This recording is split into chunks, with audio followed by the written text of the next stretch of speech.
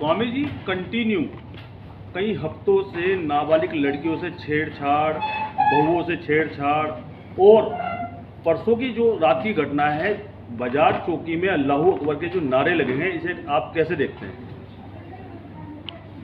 लगातार जिहादियों द्वारा देवभूमि पर हमला, बहु बेटियों के साथ दुर्व्यवहार और प्रशासन की नींद में सोना, ये दो तीन चीज़ों का संकेत करता है।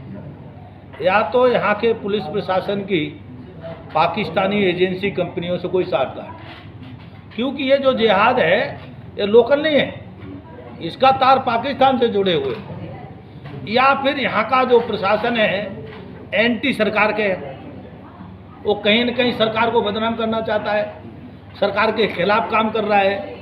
तो फिर उत्तराखंड के मुख्यमंत्री को इस पर जो है संज्ञान में लेकर के कार्रवाई करनी चाहिए आगे प्रशासन पर, क्योंकि उत्तराखंड के मुख्यमंत्री चुनाव ही जिहाद मुक्त उत्तराखंड से जीते, आपको जानकारी दे दी। और समान नागरिक संहिता और जिहाद दो उनके विषय थे, जिसके कारण से वो दोबारा सरकार में आए। और वो कहते भी इस बात को, देवभूमि को बचाना मेरा धर्म है, देवभूमि की संस्कृति को बचाना धर्म है। उसके बाद भी प्रशासन पूरी तरह लापरवाही करता है, तो फिर सरकार को ध्यान देना चाहिए कि प्रशासन के साठगांठ तार कहाँ से जुड़े हुए। और विकास नगर पाकिस्तानी गतिविधियों का केंद्र है, ब्राइट एंजल स्कूल, ये सबकी जानकारी में आ गया है कि वहाँ जो काम करने वाले और रहने वाले लोग हैं, भारत की भी नागरिकता है, पाकिस्तान की भी नागरिकता है, कभी पाकिस्तान जाते हैं, कभी आते हैं, पाकिस्तान से फंड आता है। तो ये सब हो रहा है, सरकार की जानकारी में है, तो क्यों नहीं हो रहा है?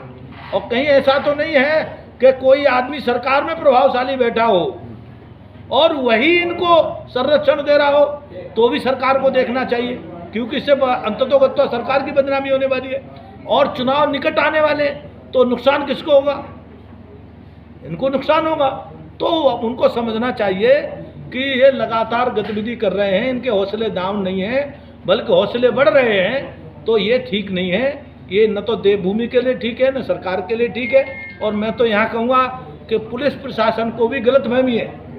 आज इन्होंने चौकी पे हमला किया है, कल ये थाने पे हमला करेंगे, कल एसडीएम कोर्ट पे कब्जा करेंगे, और फिर ये डीएम और एसएसपी के को भी नहीं छोड़ने वाले हैं। आज क्योंकि सठ सुधराए सठ संगत पाई,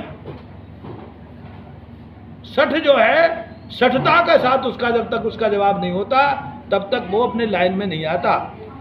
बदमाशों के साथ राहत का व्यवहार ठीक नहीं है, उनके साथ तो कड़ाई दंडात्मक होनी चाहिए। कहीं ना कहीं स्वामी जी इसमें लोकल इंटेलिजेंस जो है LIU, इसका भी फेलियर नजर आता है आपको? बिल्कुल। LIU क्या करती है? LIU को हमारे आने की सूचना पे परेशानी है। LIU को पता लग गया, हमारे सुबह में किसी को नहीं बताया तो भी पता लग गया कि हम यहाँ आ रहे हैं। इसका मतलब है हमारे फ़ोन भी रख रहे हैं, वो लाइन पर के कहाँ जा रहे हैं हमारे, ठीक है। और यहाँ पर जो है जिहादी और पाकिस्तानी एजेंट यहाँ सरेआम घूम रहे हैं। यहाँ अनेकों लोग, सैकड़ों हजारों लोग बाहर से आए हुए, जिनकी कोई ID की जांच संज्ञान नहीं है। तो मैं पहले भी कह चुका हूँ कि जांच संज्ञान क्यों नहीं कर रहा, और LIU क्या कर रहा है? LIU को अपना काम ठीक से करना चाहिए, ताकि उत्तराखंड की जो विशेषता है कि उत्तराखंड देवभूमि है, शांत भूमि है, या सद्भाव और प्रेम की भूमि है, ये बनी रहे, ये शासन प्रशासन की जिम्मेदारी। सुहेल पासा तो पहले से ही जो है अपराधी किस्म का व्यक्ति है। दूसरा वो पाकिस्तानी है, उसके पास और उसके जो प्रिंसिपल है उस पर भी पाकिस्तानी नागरिकता है। तो ये स्वतः अपराध है। दो नागरिकताएं नहीं हो सकती, या भारत की नागरिकता होगी या पाकिस्तान की होगी।